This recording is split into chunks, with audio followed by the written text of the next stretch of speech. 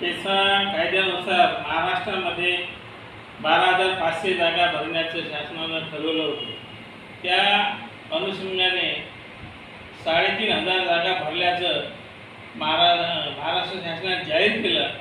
पण ज्या उमेदवाराची निवड झाली त्यांना मुलाखतीचे अजून पत्र मिळाले नाही।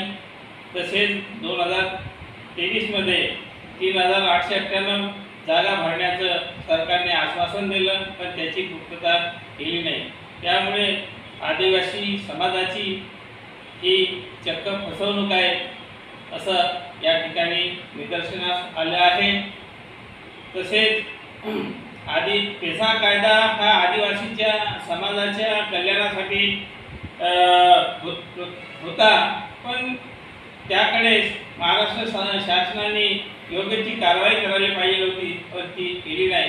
त्यामुळे या मागण्याच्या संदर्भात आम्ही आज हिंगणा तहसील कार्यालय येथे माननीय तहसीलदार साहेबांना मागण्याच्या संदर्भात निवेदन दिले आहे।